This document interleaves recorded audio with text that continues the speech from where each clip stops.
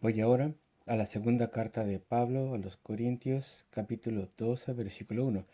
Segunda a los Corintios 12, versículo 1.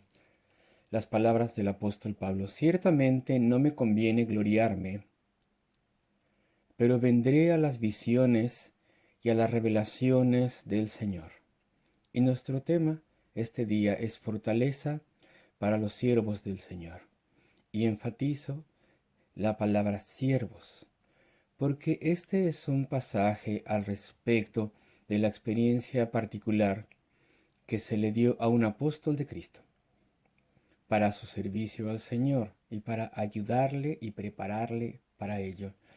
Y muy frecuentemente los versículos de este capítulo se aplican a todos los creyentes en cualquier circunstancia. Y bueno, en particular son para aquellos que están sirviendo a Dios. Y yo no quiero decir solamente pastores, ministros, sino lo que tengo en mente, lo que quiero decir es todo creyente que de alguna forma hacen del reino de Dios su prioridad. En cualquier área de servicio que Dios les ponga, en el ministerio de la oración, pero son fervientes y su principal prioridad y preocupación es la obra de Cristo y el reino de Dios. Este es un capítulo para ellos. Y no es para nosotros si nosotros estamos fríos en nuestro caminar, si tan solo estamos viviendo, sí, como creyentes piadosos, sí, espero yo, buscando vivir una vida santa, pero mucho más interesados con las cosas de este mundo y preocupados con ellas. Y por ejemplo, nuestra casa, el empleo, la carrera, los pasatiempos es lo más importante y no tenemos ninguna prioridad para el Señor, ni para su obra, ni para su servicio. Entonces, este es un capítulo para los siervos de Cristo, de cualquier tipo que sean, donde quiera que Dios les haya puesto. Entonces, esto viene después del capítulo que habla al respecto de la labor autentificadora del apóstol. ¿Cómo podían ellos tener toda certeza de que él era apóstol? Bueno, no voy a repetir una vez más las señales de un llamado apostólico que fue llamado personalmente por el Señor, etcétera, y era capaz de hacer maravillas y señales y cosas poderosas. Pero lo particular en lo cual el apóstol Pablo se enfoca en el capítulo anterior es la labor por el Señor y sus sufrimientos. También eso servía para autentificarle y para mostrar que él era genuino. Pero ahora viene a la cúspide, al clímax, a la más grande experiencia de todas que él podía señalar en su vida. Después de su conversión, desde luego, y él comienza con gran renuencia. Dice, ciertamente no me conviene gloriarme, pero vendré a las visiones y a las revelaciones del Señor. Y de hecho, él habla de uno, aquel primordial, de quien ha hablado menos al respecto. De hecho, no lo había mencionado, de hecho, la experiencia no la había mencionado durante 14 años. No habla de uno, sino de una experiencia, la más grande. Y entonces en el segundo versículo, el primer versículo es su renuencia a mencionar esto, pero ahora el versículo 2 dice, conozco a un hombre en Cristo que hace 14 años, antes de avanzar, esto nos ayuda a ubicar esto. Sabemos cuando se escribió esta segunda carta a los Corintios. Y 14 años antes de eso, tal vez un par de meses antes de que se cumplieran los 14 meses, entonces estamos hablando del año 44 después de Cristo. Entonces sabemos en qué periodo de su vida esto se dio, esta revelación en especial. Este evento, sabemos cuándo sucedió. Conozco a un hombre en Cristo que hace 14 años estaba muy renuente a mencionar nada respecto de esto y menciona estas cosas inicialmente en la tercera persona. Habla como si estuviese hablando al respecto de otra persona, pero sabemos que está hablando de sí mismo. Y en el versículo 7 nos lo dice claramente. Dice, y para que la grandeza de las revelaciones no me exalte desmedidamente, entonces ahí es claro que él está hablando al respecto de sí mismo, pero lo hace de forma muy renuente. Y por eso habla en la tercera persona durante varios versículos. De vuelta al versículo 2. Conozco a un hombre en Cristo que hace 14 años. ¿Cuándo? No fue cuando Cristo se apareció a él fuera de Damasco. No fue esa ocasión la que menciona, eso fue antes. Eso fue antes del año 44 después de Cristo. Y de hecho todas las referencias a visiones en el libro de los Hechos y en otras partes de la Biblia en lo que respecta a Pablo se dan antes o después de esta fecha. Esto que tenemos aquí, lo que Pablo nos está revelando, es algo que no se menciona en ninguna otra parte. Esta experiencia espiritual suprema que él tuvo. Y algunas personas han dicho que fue muy pronto cuando estuvo en ese tiempo en Arabia, pero eso fue muchos años después del año 44 después de Cristo, lo cual es el tiempo probable de esta visión. Algunas personas dicen también que fue cuando él fue apedreado y se le daba por muerto ahí en Listra. Pero tampoco puede ser allí, porque eso fue años después del 44 después de Cristo. Y entonces, ¿qué le pasó al apóstol en ese año 44 después de Cristo? Pues ahí fue el comienzo de su primer viaje misionero. Y esa fecha tal vez ubica esta experiencia un poco antes o en el momento de la primera llamada de Antioquía y cuando se disponía a ir en el primer viaje misionero. Y solamente es especulación, pero es un tiempo que encaja bien con las cosas, cuando tuvo esta tremenda experiencia, porque esto fue al comienzo de los peores dolores que tuvo y sufrimiento y persecución y dificultades. Esto es justo antes de que todo eso comenzase. Y ya hemos visto antes que poco tiempo después de su conversión, él estaba predicando en Damasco y él prácticamente fue echado de la ciudad y tuvo que escapar en una canasta de pescado que fue puesta por afuera de las paredes de la ciudad. Entonces había problemas antes del 44 antes de Cristo, pero ahí tenemos que fue el comienzo de su labor, de su gran labor y de sus más grandes persecuciones y oposición. Entonces encaja muy bien que Dios hizo algo para él, para tener un inmenso aliento, para fortalecer al apóstol y ayudarle en todo lo que venía adelante. Entonces esta visión, este evento que iba a tomar lugar, es una preparación, no es para nosotros. Cualquier cosa que se le reveló a Pablo en aquel momento no nos lo dice. Sus epístolas y todo lo que recibimos de él y su enseñanza, las revelaciones a través de las cuales vinieron, no estaban aquí. Esto es algo que era solo para él, lo cual no se le permite mencionar. Es algo muy glorioso, es algo sublime.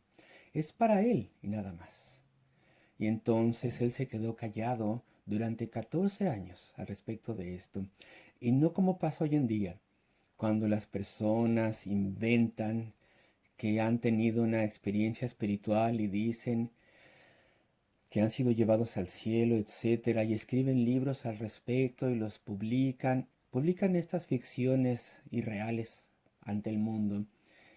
Y al contrario de eso, el apóstol tuvo esta experiencia y no mencionó nada al respecto durante 14 años y ahora cuando lo menciona tiene un propósito. E incluso en ese momento no la describe. Él no nos dice ninguno de los detalles.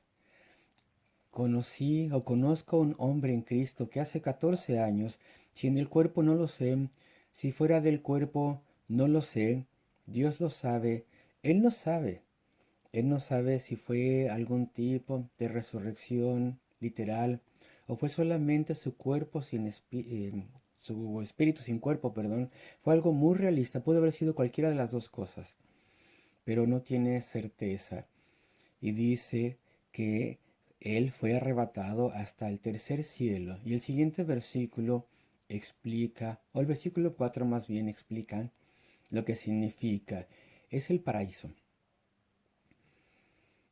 En el lenguaje de Pablo, el primer y el segundo cielo, pues ¿qué serán? Pues muy probablemente la atmósfera terrestre, los cielos, que frecuentemente se describen como los cielos en la escritura, y las estrellas. Y después el tercer cielo es el cielo de los cielos, el cielo más alto, tal vez es el lugar celestial, la morada de Dios. Ese es el contexto espiritual en lo alto. Eso es lo que significa y nada más. Es muy sencillo. Los cielos más bajos y el cielo más alto o el tercer cielo. Aquí no se está hablando de ningún cuarto o quinto, sexto cielo, ninguna cosa así. Todo eso sería una fantasía humana. Aquí tenemos un vocabulario que denota que Él fue llevado al paraíso, donde están todos los santos que se han ido a la gloria antes, donde Cristo vive y reina en lo alto. Un lugar de tan grande gloria que no puede ser descrito con vocabulario humano. Y eso es lo que él dice en el versículo 4, que fue arrebatado al paraíso, donde oyó palabras inefables, que no pueden ser dichas, palabras inexpresables. No pueden ser descritas estas cosas en un vocabulario humano, que no le es dado al hombre expresar.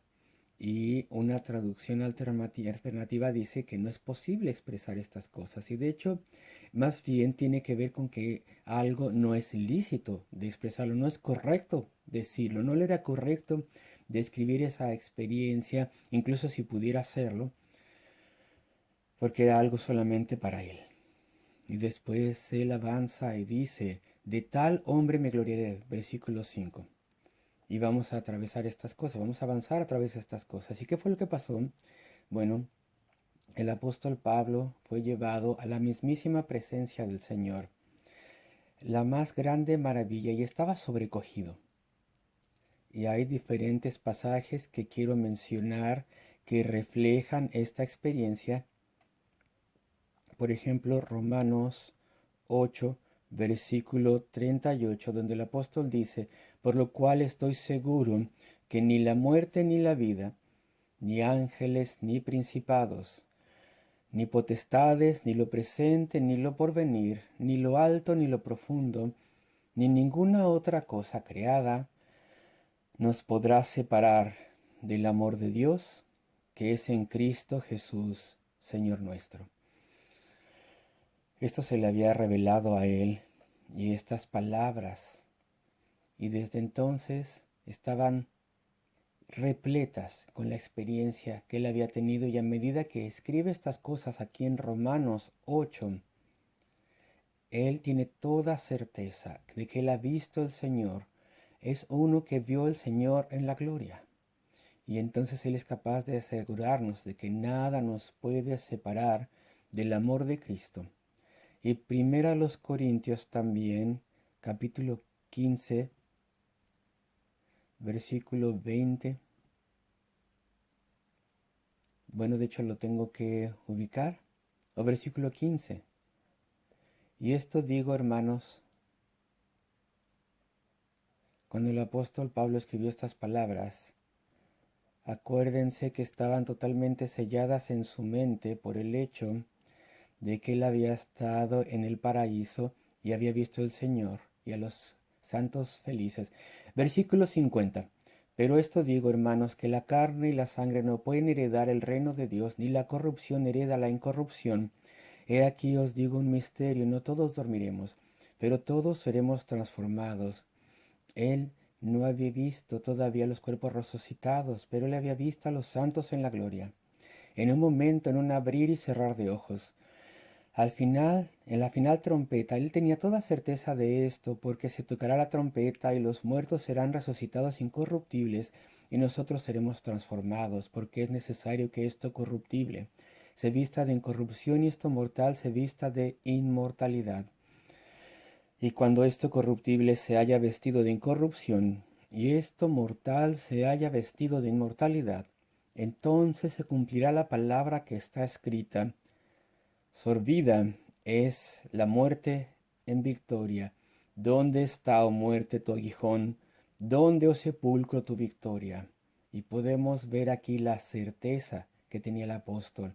Él había visto a los santos gozosos. Todavía no estaban revestidos con cuerpos resucitados, pero él había visto estas cosas gloriosas y les eran ciertísimas. Pues segundo a los Corintios 5, versículos 1 al 4, que son palabras maravillosas aquí. De hecho, más bien, tengo que ir a primero a los Tesalonicenses, porque de otra forma va a ser demasiado largo. Capítulo 4, versículo 13. Tampoco queremos, hermanos, que ignores acerca de los que duermen, para que no os entristezcáis con los otros que no tienen esperanza. Porque si creemos que Jesús murió y resucitó, así también traerá Dios con Jesús a los que durmieron con él. Por lo cual os digo esto en palabra del Señor, que nosotros que vivimos, que habremos quedado hasta la venida del Señor, no pereceremos a los que durmieron. Hay gran certeza en todos estos versículos. Queridos amigos, voy de vuelta a nuestro texto, 2 Corintios capítulo 12, y quiero ir al versículo 5 y 6. De tal hombre me gloriaré, el apóstol que fue llevado al paraíso. Él dice, de mí mismo en nada me gloriaré, sino en mis debilidades. Mírame, dice el apóstol. ¿Y qué vas a ver si me miras? ¿Algo maravilloso? ¿Algo glorioso? No, lo que vas a ver es un hombre relativamente diminuto, débil, probablemente enfermo, tal vez lacerado por los sufrimientos y cansado, un hombre que no puede hablar tan bien como esos griegos oradores, un hombre con diferentes enfermedades y a veces parecía que todo el mundo estaba en su contra. Y él no era nadie, era lo despreciado del mundo, dice él. Dice, ¿me vas a mirar? Pues eso es lo que ves. Alguien débil, alguien inadecuado, un ser humano así. Pero esa experiencia que Dios me dio para ser alentado por la magnitud del paraíso y el Hijo de Dios, eso es lo que me impulsa, el haber visto el futuro. Y en eso me gloriaré, en lo que viene, en lo que está delante. En eso me gloriaré. Pero versículo 6, sin embargo, si quisiera gloriarme no sería insensato, porque diría la verdad, pero lo dejo, ya dije suficiente, para que nadie piense de mí más de lo que en mí ve u oye de mí. Y después tenemos el versículo 7, y esto nos sacude, y para que la grandeza de las revelaciones no me exaltase desmedidamente, para que no me exalte con orgullo, un orgullo terrible, un orgullo insoportable. El orgullo, más allá de lo que uno pudiera conocer. ¿Y acaso eso es posible? Que Pablo, tan santo como era, quien se humillaba y aceptaba tales rigores y trabajaba de forma humilde para el Señor y suplicaba en vez de ordenar las cosas. ¿Acaso es posible que él, de entre todas las personas con su gran cercanía al Señor, acaso es posible que él se pudiera jactar con un orgullo terrible? ¿Acaso eso es posible? Pues sí lo es. Tiene que ser posible. Tiene que ser así. Porque el Dios Todopoderoso tiene que encargarse de impedirlo. Tiene que poner medidas para poner medidas para que eso no sucediera. Pero si le podía pasar al apóstol Pablo, entonces cuánto más puede pasarte a ti y a mí. El orgullo, el orgullo. es el gran enemigo de todo creyente.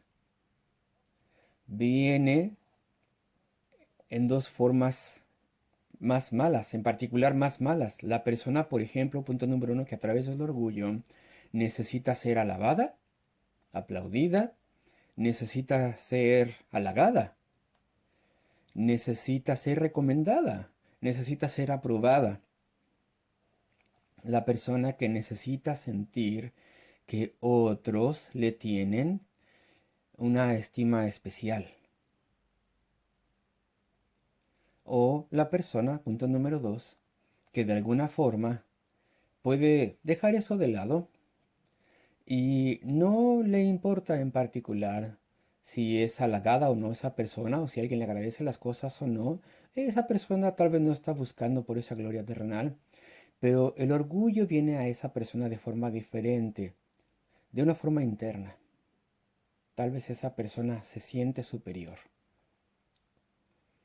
Tal vez no se jacta, tal vez sí, no se enorgullece, tal vez no se presenta a él mismo o a ella misma o a sus logros de una forma especial, pero dentro de sí se siente especial, se siente con el derecho de sentirse superior a otras personas.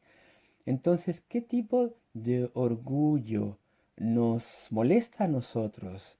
Porque eso son cosas muy sutiles y el orgullo nos quita la instrumentalidad. No nos permite ser instrumentos en las manos de Dios. El orgullo nos quita nuestra utilidad espiritual, porque en última instancia el orgullo significa robarle la gloria a Dios y apropiarnos esa gloria a nosotros. Eso es lo que hace el orgullo. Es el más grande enemigo del creyente. ¿Y tú sientes que no se te agradecen las cosas? Tal vez nadie te ha agradecido las cosas que has hecho. Bueno, qué pena, de cierta forma. Pero por otro lado, puedes darle gracias a Dios por ello. Porque si nadie te ha dicho gracias por lo que hiciste, no se te ha subido a la cabeza. Entonces nos sentimos privados o agraviados porque no se nos aprecia, porque no se nos agradece. Pues agradece a Dios, porque el orgullo es el más grande enemigo que tenemos. Escucha esto, y para que la grandeza de las revelaciones no me exaltase desmedidamente, las revelaciones, porque Pablo era un instrumento de Dios, un canal de la revelación inspirada de Dios. Y hoy en día ya no hay revelaciones autoritativas, hoy en día porque la escritura está completa. Pero Pablo, como canal inspirado, tenía que pagar un precio. Había un gran precio para él. Entonces me fue dado un aguijón. En el griego dice como una pala, algo así. Un aguijón, una espina en la carne, que tal vez nos hace pensar que era algo en el cuerpo, una enfermedad, a pesar de que tal vez ese no era el caso, pero la palabra aquí carne tal vez lo tiene implícito. Una interpretación común en la Iglesia Católica Romana es que esto significaba que el aguijón en la carne de Pablo eran pensamientos impuros y ellos toman la palabra carne como que algo que hace referencia a tal tipo de tentaciones, cosas carnales. Pero eso es una cosa terrible, es absurda y no encaja para nada con el contexto del pasaje. Eso es típico de la Iglesia Católica Romana. Pero tal vez era una enfermedad terrible o una aflicción corporal muy grande. O tal vez podría ser una aflicción mental y espiritual que venía a través de la persecución, etcétera. Vamos a mencionar esas cosas. Y dice aquí entonces, un mensajero de Satanás. No es algo que Satanás le hubiera infligido, que algo que Satanás le hubiera dado, sino Dios se lo dio. Dios tuvo esa provisión y la puso en su lugar. Y entonces Satanás tomó ventaja de la situación. Dios puso eso allí y Satanás acosaba al apóstol a través de ello y se convirtió en el mensaje de Satanás. Hay una cierta interpretación que dice mensajero, porque es la palabra en el griego ángel, dicen ellos, ah, es un demonio que le atacaba. Pero esa es una cosa demasiado literal, claro que no. El mensajero de Satanás, con toda certeza, hace referencia a que Satanás tomó ventaja con sus crueles sugerencias y tentaciones. Pero este aguijón fue dado por Dios, Dios se lo dio. El mensajero de Satanás que me abofetee para golpearme.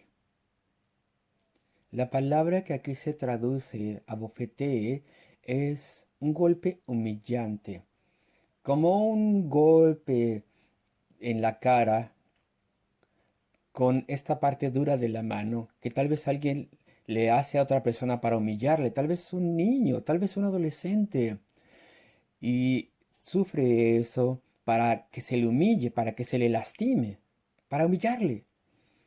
Y a Satanás no se le da la capacidad para matar a nadie, ni tampoco para dejar a nadie discapacitado, pero a través de que de nuestro aguijón que tengamos, lo que sea, él toma ventaja de ello y entonces puede humillar. Y aún así, es una provisión de Dios. De modo que el apóstol no fuera orgulloso, no se jactase, y eso lo repite, para que no fuera exaltado sobremanera.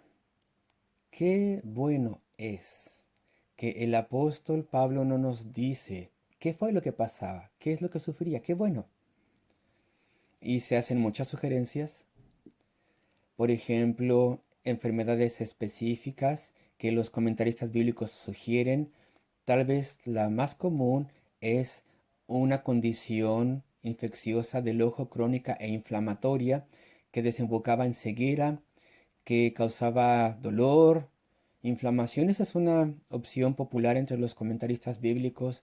Por ejemplo, fiebre como de malaria, esa es otra sugerencia popular.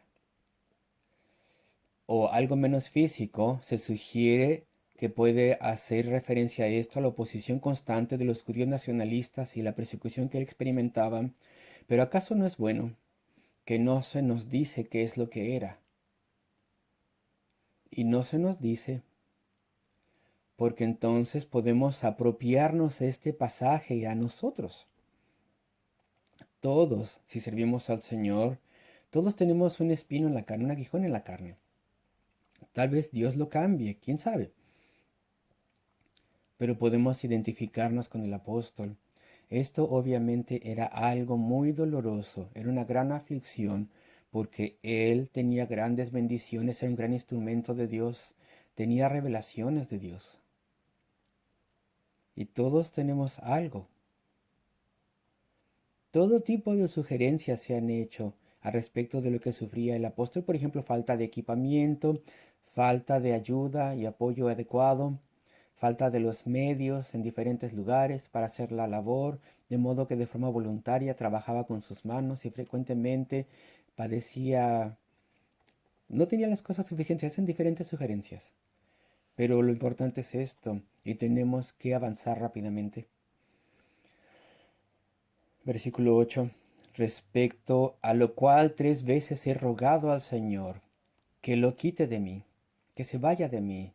3 oraciones espaciadas, sin lugar a duda, o más bien 3 temporadas de oración. Es más probable que haya sido así, pero eso es simplemente una suposición.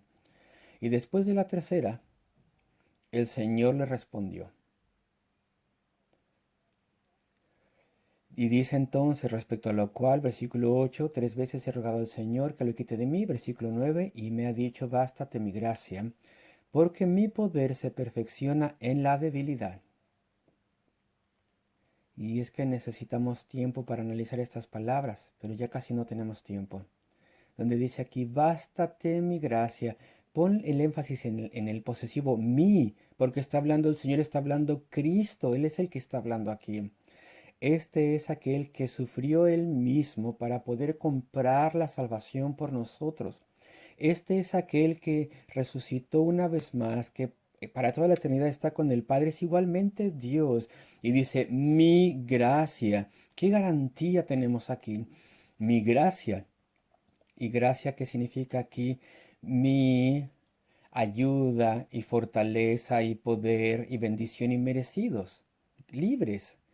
Mi gracia, mi poder, bástate mi gracia, es suficiente para todas tus necesidades, para toda tu predicación entre los gentiles, para toda tu labor y todos tus viajes, para toda persecución, para toda tu debilidad personal y para lo inadecuado que pueda ser. ¿Qué dice Jesucristo? Mi gracia te es suficiente. Porque mi poder, mi fortaleza, qué palabra tan interesante hay aquí, se perfecciona en la debilidad. Está en su punto más alto, se hace completa, es capaz de hacer lo más que se puede hacer en la debilidad. Nos regocijamos en la adoración de la alabanza. Y algunas personas quieren que la adoración sea más complicada y que hayan himnos con coros, todo tipo de cosas, perdón, de personas que hacen contribuciones. Tal vez incluso los niños también se usan para entretenernos. Y se hace a veces algo muy complejo. Y a veces se hacen inmensos coros. Y hoy en día, claro, hay grupos de pop y tambores y la gente quiere avivar la adoración. ¿Y qué dice el Señor? Mi poder se perfecciona en la debilidad, en la simplicidad de la tradición no conformista, de ese tipo de adoración. Y en eso hay una gran fortaleza. La simplicidad en la vida, la modestia en la vida. ¿O no? La carne quiere hablar, la carne quiere jactarse e introducir cosas extravagantes y historias que se publiquen y donde se exageran las cosas. ¿Y qué dice el Señor? Mi gracia, mi poder, la demostración de mi poder está en su punto más alto ante la humildad y modestia humana. ¿Cómo ganamos almas? Predicando, orando. Mi fortaleza, mi poder se perfecciona en la debilidad. Podemos aplicar esto de muchas formas. Y después la cúspide. En el versículo 10 el clímax, por lo cual, la segunda parte del versículo 9 también, de hecho, por tanto, de buena gana, versículo 9 a la mitad, de buena gana me gloriaré más bien en mis debilidades para que repose sobre mí el poder de Cristo. Versículo 10, por lo cual, por amor a Cristo, me gozo en las debilidades, en afrentas, necesidades, persecuciones, angustias, por cuando soy débil, entonces soy fuerte. Y al principio el versículo dice, por amor a Cristo. Agradezcan estas cosas, queridos amigos. Abrácenlas. No resientan los problemas, las dificultades. No se colapsen ante la complacencia, sino más bien oren, busquen ser instrumentos en las manos de Dios, busquen ser capacitados por Dios.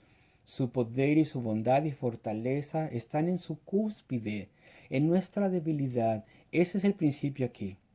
Y aquí lo tenemos entonces. Las últimas palabras del versículo 9. Por amor, por lo cual, bueno, donde dice que el amor, el poder de Cristo descanse sobre mí. La parte final del versículo 9. Y el griego es muy interesante. Y los traductores tal vez han perdido un poco de la fortaleza, como en Juan 1.14, donde se hace lo mismo, se pide algo de la fortaleza del griego original. Y aquí el griego dice, para que el poder de Cristo pueda estar como un tabernáculo sobre mí, permanezca como ese tabernáculo sobre mí. Es como un verbo, pero no existe en español. Pero eso es algo deliberado que utiliza el apóstol. Es una pena que no se puede traducir de forma que refleje eso. Aquí dice en español, para que repose sobre mí el poder de Cristo. Y una traducción en inglés tal vez se acerca bastante a lo que dice el original, para que el poder de Cristo me cubra. Pero aún eso tampoco es exactamente lo que dice el griego, que el poder de Cristo puede estar sobre mí como el tabernáculo, como un tabernáculo, esa tienda de antaño. Dios y su gloria estaba en aquel antiguo tabernáculo de los judíos. Mírenlo, queridos amigos. Era simplemente una tienda de campaña, un material así. Era simplemente cortinas allí puestos en postes o en maderas. Y eso era algo que se podía llevar de aquí para allá. Era algo que no era firme. Era simplemente como una tienda de campaña. Pero el poder de Dios estaba allí. Y mientras Dios estaba allí, permanecía eso intacto, a salvo, seguro. No estaba sujeto a merodeadores, a enemigos, no, porque Dios estaba allí, su poder estaba allí, su poder en la debilidad. Y el apóstol Pablo toma esta ilustración y las utiliza en sus palabras y dice, por tanto de buena gana me gloriaré más bien en mis debilidades, para que repose sobre mí el poder de Cristo, para que esté sobre mí, para que me cubra, tan débil como pueda yo ser, que la gloria de Dios esté obrando a través de mi labor. Y eso puede aplicar a cada uno de nosotros.